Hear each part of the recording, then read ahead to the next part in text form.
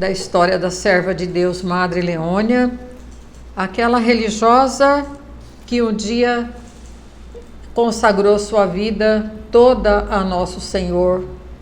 Madre Leônia, a serva de Deus que está em processo de beatificação. Eu sou claretiana, sou filha espiritual desta santa serva de Deus, Madre Leônia. Ela é a fundadora das Irmãs Claretianas. Então nós vamos dar continuidade à leitura aqui da sua história de vida, de todo o sacrifício que ela fez, principalmente nos primeiros anos de vida religiosa e também na sua missão. Consciente, então, demos assim, procedimento.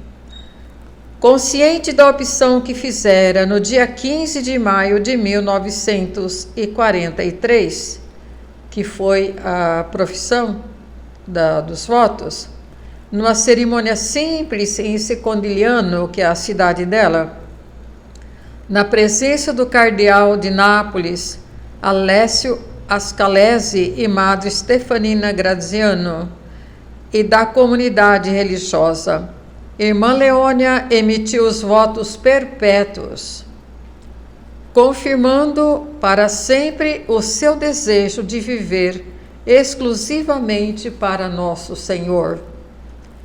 Esta aliança eterna, posteriormente confirmada, fará brotar do seu coração a súplica confiante. Ela escreveu, mais tarde: Senhor, transforma-me com a tua graça numa daquelas pessoas que, no silêncio, movem o mundo. Torna-me útil para este mundo contemporâneo, no qual a fé agoniza e espalha a angústia. Ela tinha uma sensibilidade muito grande, então ela faz essa súplica a Deus no momento de oração. Ela percebe que a fé daquele momento, a igreja, o mundo, está se tornando muito fraca, Ela fala, está agonizando. E porque agoniza a fé, então espalha a angústia. Quem não tem fé não tem esperança, quem não tem esperança tem angústia. E ela faz essa prece então a Deus, pedindo que ela seja essa esperança para o mundo. Como um caniço que resiste ao ataque do vendaval, Irmã Leônia irradiava fé, esperança, amor. São as 3 virtudes teologais que nós recebemos no momento do nosso batismo: fé, esperança e caridade. E era isso, que sustentava a fé, a vida da Madre Leônia. Sua confiança estava alicerçada, irradiava a sua fé. Então, a fé, estava alicerçada naquele que é o protagonista da história e sabe muito bem para onde conduz a humanidade, ou seja, Deus através do seu Espírito. No início de 1944, enquanto se recuperava de uma forte pneumonia, a Madre tinha assim, uma saúde um pouco frágil, E nesse momento aqui, em 1944, ela teve uma pneumonia muito forte. Então ela estava se recuperando quando ela recebe uma notícia muito triste da família dela. E se tratava do falecimento do seu irmão mais velho, o Michele Milito, que foi transcorrido no dia 26 de janeiro. Então, quando ela soube, já tinha sido sepultado tudo. E aqui, só fazendo um parênteses, no início nesse período aqui, eu peguei um pouco desse período também, nas cartas que a gente escrevia e as cartas que nós recebíamos, por isso que a Madre fala aqui agora, elas eram lidas pela mestra, pela superiora, antes de ser entregue para nós, e também a que a gente escrevia era lida antes de ser enviada. E a Madre aqui nesse momento, ela sente muito, olha só o que ela diz. Este acontecimento inesperado estraçalhou o coração da Madre Leônia. Porém, sem retroceder no seu desejo de viver a fé, reverenciou o mistério da cruz e escreveu aos seus familiares. Só ontem me foi referida a notícia da morte do meu caro irmão Michele. Estou sofrendo, ainda que esteja resignadíssima à disposição da vontade de Deus. Quanto gostaria de estar próxima, assisti-lo, confortá-lo, prepará-lo para a eternidade. Esta é, em suma, a minha dor, que não me dá trégua nem de noite e nem de dia. Que sofrimento para ela, porque ela gostaria de estar próxima naquele momento, né, do sofrimento, tanto do irmão que estava deixando esse mundo, como para a família que também sofria muito. E ela diz isso.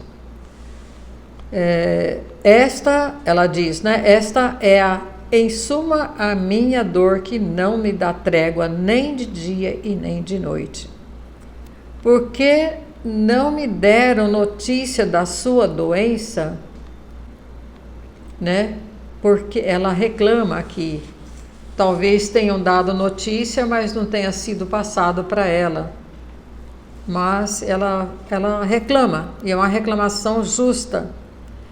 Gostaria de saber o quanto antes da vossa resignação à imitação de tantos genitores cristãos, que especialmente nestes tristes momentos diariamente recebe o mesmo golpe.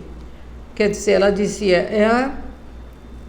é um acontecimento assim normal para as famílias, inclusive para a minha família, mas pelo fato de ser normal não deixa de trazer sofrimento. É isso que ela está dizendo. Só Jesus pode ser todo o vosso conforto e a vossa força. E Ele quis provar a nossa fé, ela continua dizendo. Ele, né, Deus, quis provar a nossa fé, quis que bebêssemos do seu amargo cálice a imitação da sua mãe das dores aos pés da cruz, no Calvário. Com o coração dilacerado, adoremos os secretos e justos desígnios de Deus, que tudo permite para o nosso bem maior. Vós, ao menos, tivestes o prazer de tê-lo em vossos braços, curá-lo, cuidar, fazendo-lhe tudo o que pudestes. Satisfação que a milhares de genitores é negada. Também a mim dolorosamente foi negado.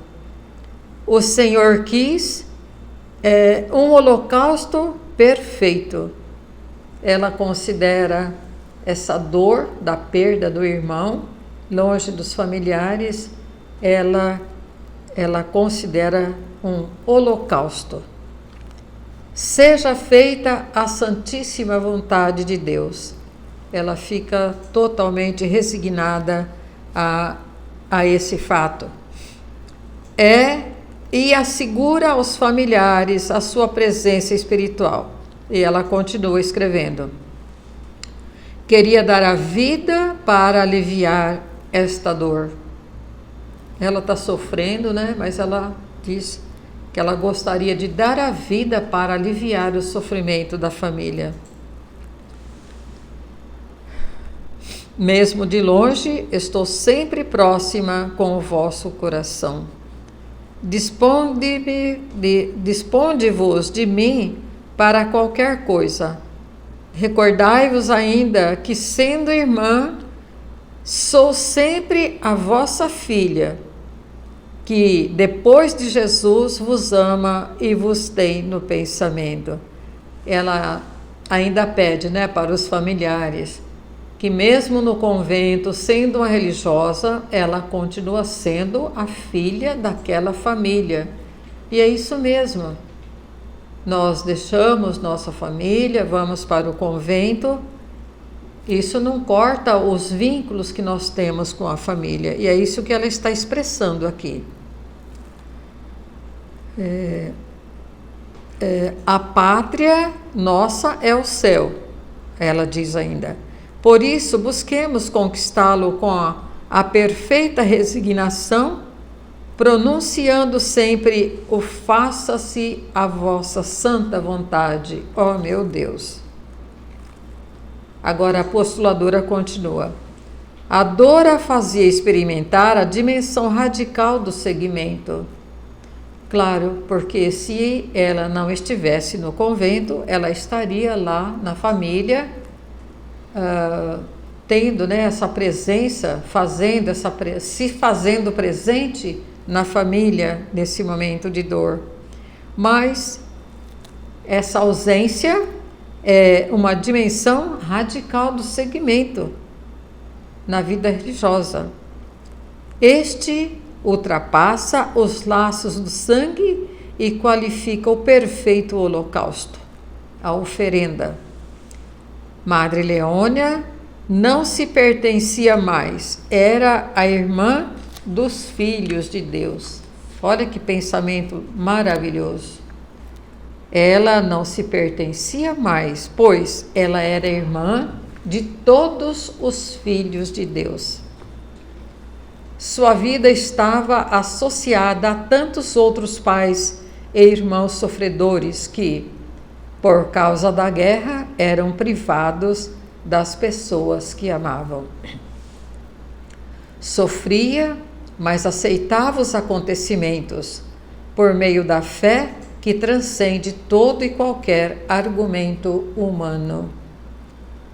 Ela vivia o inexplicável de Deus. As coisas de Deus não tem como explicar, não tem explicação, É isso que a postuladora está falando. Alguns dias depois, sentindo-se fisicamente recuperada, ela estava com pneumonia quando recebeu a notícia do falecimento do irmão Michele. E então, quando ela já recuperou um pouquinho mais,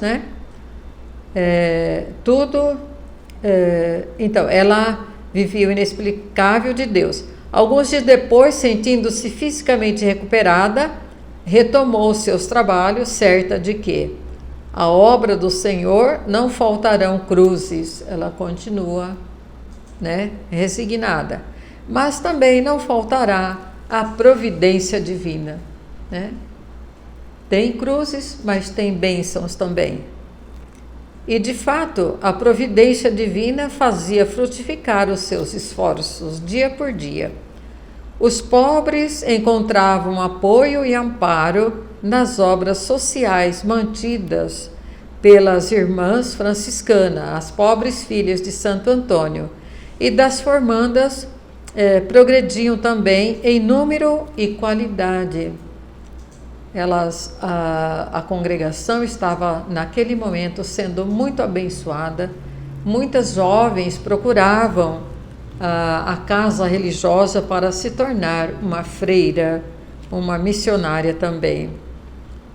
Esse quadro animador da situação do Instituto, se por um lado constituía motivo de júbilo e agradecimento a Deus, por outro lado exigia de irmã Leônia uma maturidade espiritual, uma maturidade para que ela pudesse assim compreender os acontecimentos. Se a gente não tem essa maturidade na fé, a gente não consegue entender e por isso também às vezes acaba desistindo. Algumas irmãs algumas irmãs daquela comunidade, arraigadas aos costumes antigos que caracterizavam a vida religiosa à margem da sociedade. Elas criticavam a nova formadora, cujo procedimento era sensível e aberto aos sinais dos tempos, voltado para as necessidades da igreja e do mundo. Então, aqui a gente, traduzindo um pouquinho aqui o parágrafo, tinha aquele grupo de irmãs na mesma comunidade e na mesma congregação que estavam arraigadas às raízes do passado, achava que não podia ter aberturas, deveria continuar como sempre, né? Sempre foi assim, a gente fala isso, né? Então, elas começaram a ver com maus olhos as atitudes, né? As inovações. Mas, na verdade, a vida religiosa daquele tempo, a congregação religiosa delas, estava ficando à margem da sociedade, né? E também à margem das necessidades da igreja e do mundo. A Madre Leônia, ela sempre teve essa visão de futuro, era como que uma profetisa. O olhar dela era muito mais lá na frente, o seu coração estava sempre mais na frente do seu tempo. E por isso, coitada, ela sofria muito, era criticada, era assim, né, deixada de lado, mas ela tinha uma fé inabalável. Ao escrever sobre isso ao seu orientador espiritual, o orientador respondeu: não queira o fim do martírio interior, porque é tão necessário ao crescimento da caridade divina quanto o formão para construir a imagem no mármore. O formão é um instrumento, né, para ir assim, né, lapidando. Então, olha só o que o diretor espiritual dela falou: não queira o fim do martírio interior, porque é tão necessário ao crescimento espiritual quanto o formão para construir uma imagem no mármore. Seja assim uma luz que se consome, mas não em qualquer lugar, senão no altar e no tempo onde o Senhor quiser. Então, isso para ela, os conselhos do seu diretor espiritual, para ela se tornava uma lei, né? Era uma norma. Então era para ela se conformar, entregar nas mãos de Deus e saber que quem quer ser santo vai encontrar sempre a cruz.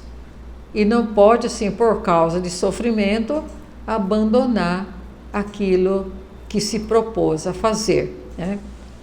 E ele ainda diz: seja uma luz que se consome, mas não em qualquer lugar, e sim no altar, no tempo, aonde e quando o Senhor quiser.